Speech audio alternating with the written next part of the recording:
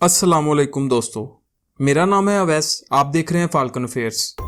28 अप्रैल 1988 को ठीक 1:25 पर एक 19 साल पुराना एयरक्राफ्ट बोइंग 737 जो अलोहा एयरलाइन की प्रॉपर्टी था, जिसने लियो इंटरनेशनल एयरपोर्ट से होनोलुलु जाने के लिए टेक ऑफ किया। इस दिन बोइंग 737 एयरक्राफ्ट ऑलरेडी 3 बार उड़ान भर चुका था। सबसे पहले ये एयरक्राफ्ट होनोलुलु से हिलो पहुंचा, उसके बाद वहां से मोई और फिर मोई से कोई।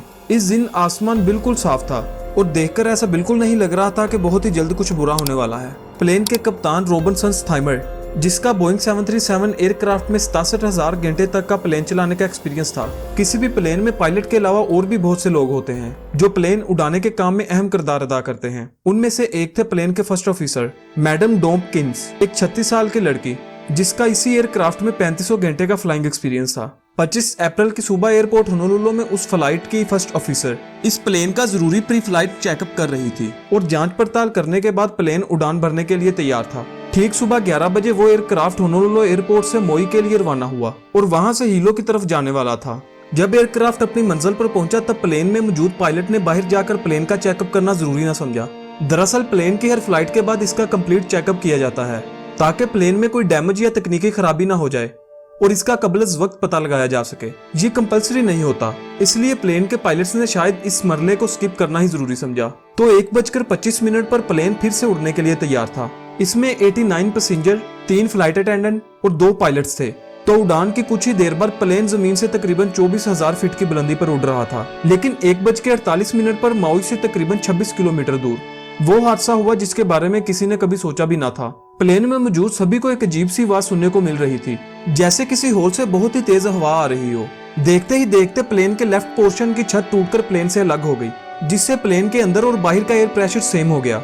और पहले जो छत का छोटा सा हिस्सा टूट चुका था वही हिस्सा टूटते टूटते तकरीबन 19 फीट लंबा हो चुका था। आप सोच सकते हैं कि ये इस प्लेन के लिए कितना खतरनाक होगा। तो पायलट्स को समझ नहीं आ रही थी कि आखिर हो क्या रहा है, क्योंकि प्लेन का डैमेज पार्ट उनकी पिछली तरफ था। कॉकपिट में बैठे फर्स्ट ऑफिसर जो उस वक्त एयरक्राफ्ट को कंट्रोल कर रहे थे, उन्हें ऐसा लग रहा था जैसे इनके सर को कोई पीछे की तरफ धकेल रहा हो। और तभी उन्होंने पीछे मुड़कर देखा, प्लेन की छत से टूटते हुए टुकड़े रैंडमली इधर उधर बिखर रहे थे। और जब प्लेन के कप्तान ने पीछे मुड़कर देखा तो प्लेन का दरवाजा गायब था और ऊपर देखा तो उन्हें सिर्फ नीला आसमान ही नजर आया। इसके बाद एयरक्राफ्ट किसी पेंडुलम की तरह एक दफा बाएं और एक दफा दाएं झुक रहा था। इस तरह डिसबैलेंस के चलते हुए प्लेन को कंट्रोल करना काफी मुश्किल हो रहा था। और उसी वक्त प्लेन में मौजूद सभी मुसाफिरों ने अपने ऑक्सीजन मास्क पहन लिए और कप्तान ने एयरक्राफ्ट को कंट्रोल करने के लिए पूरी कोशिश की और एयरक्राफ्ट में मौजूद स्पीड ब्रेकर का इस्तेमाल किया, जिससे प्लेन को कंट्रोल करने में आसानी हो। इस वक्त प्लेन के सबसे नजदीक एयरपोर्ट माई आइलैंड का था। सबसे पहले खुशकिस्मती की बात तो ये थी कि जब ये हादसा पेश आया तब प्लेन में मौजूद सभी लोगों ने अपने सीट बेल्ट बांधे हुए थे, नहीं तो हादसा होते ही सभी लोग खुले आसमान में गिर जाते। जब प्लेन का दरवाजा टूटा तो प्लेन में मौजूद फ्लाइट अटेंडेंट में से एक फ्लाइट अटेंडेंट दरवाजे के बिल्कुल सामने खड़ी हुई थी और हवा अंदर घुसते ही खड़े रहने से प्लेन से नीचे गिर गई।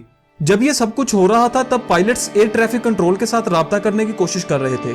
हालत इतनी बदतरीन हो चुकी थी कि प्लेन में मौजूद पायलट्स एक दूसरे की आवाज नहीं सुन पा रहे थे और इशारे के जरिए एक दूसरे को कांटेक्ट कर रहे थे। ऐसा इसलिए था क्योंकि प्लेन के अंदर बहुत जोर से हवाएं चल रही थी, जिससे कुछ भी सुनाई नहीं दे रहा था। पायलट्स को यह भी पता नहीं था कि उनका रेडियो सिग्नल काम भी कर रहा है कि नहीं, उनका emergency message air traffic control तक कन्वे हुआ भी कि नहीं, इस बारे में भी वो लोग श्योर नहीं हो पा रहे थे। जब ये मैसेज एयर ट्रैफिक कंट्रोल तक पहुंचा तो तभी ये एयरक्राफ्ट सिर्फ जमीन से 14,000 फीट की बुलंदी पर था। माई के इमरजेंसी स्टाफ इमरजेंसी लैंडिंग की पूरी तैयारी करने लगे, लेकिन एयरपोर्ट कंट्रोल टावर के पास ऐसी कोई जानकारी नहीं थी कि एयरक्राफ्ट को मेडिकल हेल्प की जरूरत पड़ने वाली है, क्योंकि प्लेन के पायलट्स ने जल्दी में यही कहा था कि एयर डिफरेंस की वजह से तैयारे में रैपिड डिकम्प्रेशन हुआ है। लेकिन तैयारे की डिटेल कंडीशन बताने का टाइम कप्तान के पास नहीं था। देखते ही देखते प्लेन जमीन से 10,000 फीट की बुलंदी पर आ चुका था। तब प्लेन के कप्तान ने अपना ऑक्सीजन मास्क हटाया और स्पीड ब्रेक को बंद किया। प्लेन अभी तक आसमान पे टिका हुआ था और तेजी से एयरपोर्ट की तरफ बढ़ रहा था। प्लेन के कप्तान के इशारे के बाद फौरन पायलट ने लैंडिंग गियर नीचे किया, लेकिन लैंडिंग गियर का इंडिकेटर ऑन नहीं हो पा रहा था। इससे दो ही बातें हो सकती थी, या तो इंडिकेटर खराब हो चुका था या फिर लैंडिंग गियर में सच में बहुत बड़ी प्रॉब्लम थी। ये एक प्रॉब्लम कम नहीं थी कि दूसरा प्रॉब्लम शुरू हो गया। रनवे के करीब आते ही प्लेन के लेफ्ट वाले इंजन ने काम करना बंद कर दिया। कप्तान ने लेफ्ट वाला इंजन चलाने की बहुत कोशिश की। इतनी मुसीबतों के बावजूद 1:58 पर प्लेन ने एयरपोर्ट के रनवे को टच किया। इस हालत में प्लेन को लैंडिंग करवा पाना सच में बहुत मुश्किल था। प्लेन को रोकने के लिए प्लेन का दूसरा इंजन जो अब भी काम कर रहा था, इसके ऑपोजिट डायरेक्शन के थ्रस्ट का सहारा लिया। प्लेन रुकते ही वहां की रेस्क्यू टीम मदद के लिए आ पहुंची। प्लेन में सब लोग जिंदा थे, सिर्फ एक फ्लाइट अटेंडेंट को छोड़कर, जो कि दरवाजे के सामने खड़ी थी। लोगों में से 65 लोग प्लेन की टूटने वाली छत से बहुत ज्यादा जख्मी हुए थे, जिनमें से 8 लोग तो बहुत ही ज्यादा इंजर्ड थे, जो कुछ दिन हॉस्पिटल में रहने के बाद ठीक हो गए। दूसरी तरफ प्लेन इतनी बुरी तरह डैमेज हो चुका था कि इसको ठीक करवाना नामुमकिन था, इसलिए एयरक्राफ्ट को वहीं पे डिसमेंटल कर दिया गया। लेकिन इतने बड़े हादसे की वजह इस प्लेन के फ्लाइट साइकिल को बोला जा रहा था। मतलब बहुत ही शॉर्ट टाइम में प्लेन जरूरत से ज्यादा टेक ऑफ और लैंडिंग कर रहा था। इतनी कम दूरी पर मौजूद इतने ज्यादा आइलैंड्स पर लगातार टेक ऑफ और लैंडिंग को ही इसकी असल वजह कहा जा रहा था, जो जरूरत से दुगना ज्यादा था।